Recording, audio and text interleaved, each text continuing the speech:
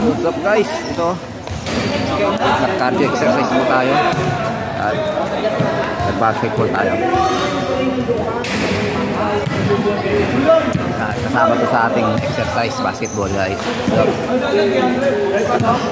kasama rin po ito sa ating healthy exercise guys. What's up guys?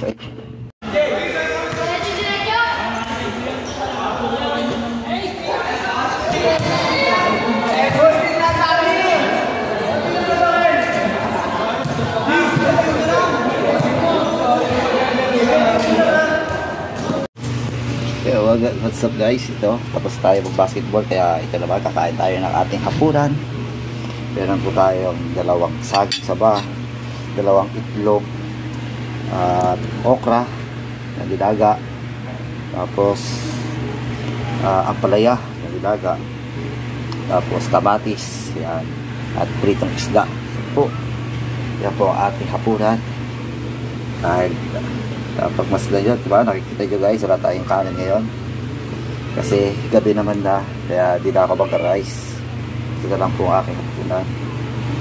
Di naman masama mag-rice, kaya lang pag sa gabi kasi ayaw ko na mag-rice kasi marutulog na lang tayo. Ito po kasama po sa ating diet yan. At meron tayong bagoong pampalasa para yung kain natin may lasa. Tayo nag-basketball, naglaro tayo ng basketball, napapawis tayo kaya kailangan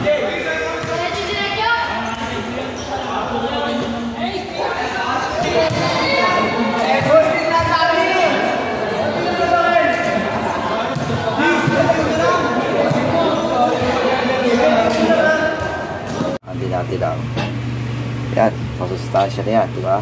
Pwede na yan, pwede na sa ating katawan yan. Guys, what's up? Tara, sabahan niyo akong kumain.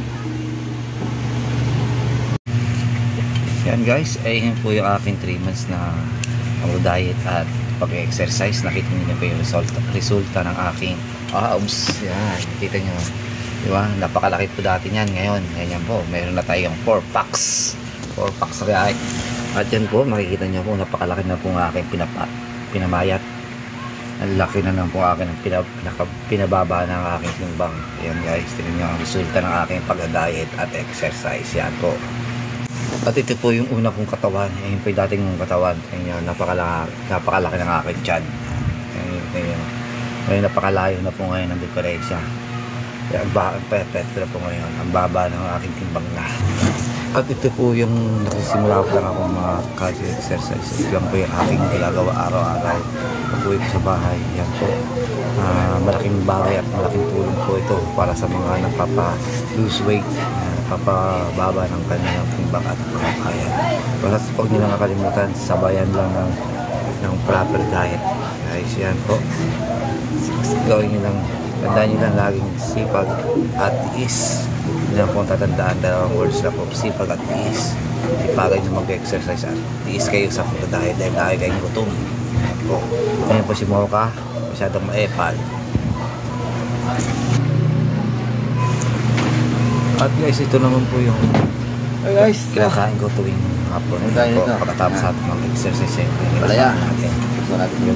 Mayroon tayong okra, nilagang palaya, dalawang itlog at kamatis. Namin pinito tayong isda. Wala tayong rice dyan dahil gabi naman na. Pag gabi hindi na ako nag-rice sa tanghali lang po ako nag-rice dahil lagi sa trabaho natin siyempre mabigat. Yan, kailangan natin ng energy. Yan, guys, panoodin nyo kung paano ako magmukbang ng aking hapunan. Mukbang.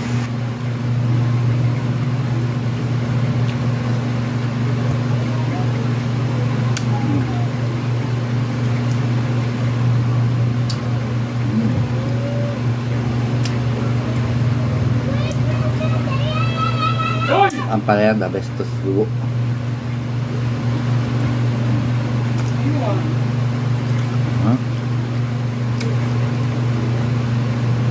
Sakong-sakit po ito. Naglaro kayong basketball. Pagod na pagod kayo. Nain pawit na lumabas. Kaya yan. Ito bagay na kayo.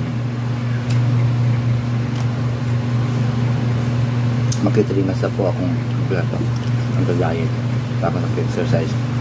Maganda na rin po ang resulta ng pag-exercise ko dahil kito paano nubas mo yung square. Umit na yung tiyan ko. Natanghali lang po ako kumakain ng kanin dahil tayo nagtatrabaho, mapigat yung aking trabaho, kaya natin ng carbohydrate kanin para sa energy natin maghapon 8 oras. Kaya once a day lang po ako, once a meal pala ako sa day na kumain ng kanin.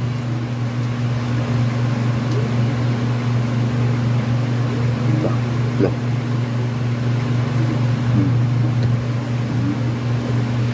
Meron tayong protein, meron tayong potassium, at meron tayo ng ano, hindi ko alam ito, basta protein din siguro mga gulay, yung isla protein dito.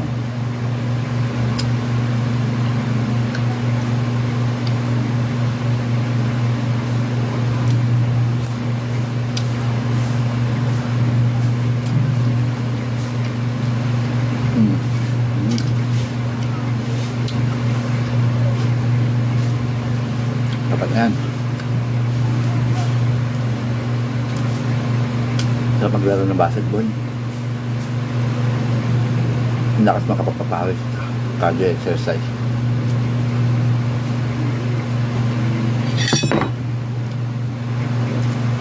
Kaya the best pong mga palaya. Pero nilaga lang po itong gulay ko, steam.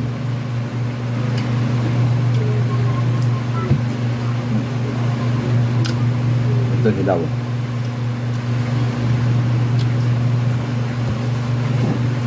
Bali dumaan sa oil lang itong isda, pero pwede na rin ito. Diba?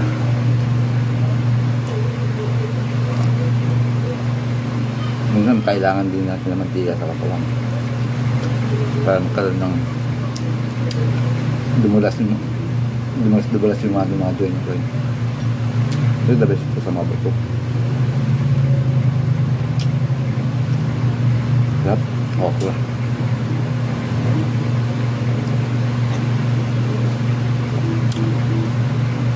Ito paborito ng kamatis. Kamatis daw kasi pagpakinis ng kutis.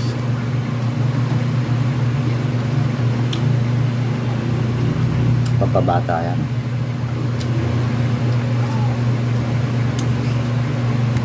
Mula nang nag-diet ako, mula nang nagbawas ako ng kanin, na calories deficit ako, yung mukha ko parang lumaylay siya. Ibig sabihin, maganda yung improvement nung pagbawas ko ng timbang. Malaki yung pinamayat ko. Araw-araw po ako nagka-cardio exercise. Hindi po ako pumupunta ng gym. Dito lang ako sa bahay. Dito lang po ako sa trabaho ko. May basketball doon. Doon ako magbabasketball, papawis. Lagi ako sa isang araw, 2 oras ako mag-cardio. Nagka-cardio ako lang umaga. Tapos sa hapon pag uwi ko dito, nag-abs workout naman ako. Kaya sabi nga niya, sipag at tiyaga, sipag at tiis. Sabagan mo mag-exercise, sipag at mag-tiis ka dahil lagi makakaramdam ng gutom pag nag-diet ka. Kaya kailangan sa mga taong mga gustong magpababa ng timbang dyan. Tandaan nyo, 2 lang ang tatandaan nyo, sipag at tiis. Sipagan mo mag-exercise at magtiis ka sa pagod, magtiis ka sa gutom kasi makakaramdam ka ng gutom. Minsan sipagan mo mag-exercise, sipagan mo gumising ng umaga para matimulan mo na rin dumalaw-galaw. Ako, nakikisa po dahil lagi ako nakakaramdam ng gutom. Kaya, dalawang tandaan nga, dalawa. Sipag at istak. What's up guys? Goodbye.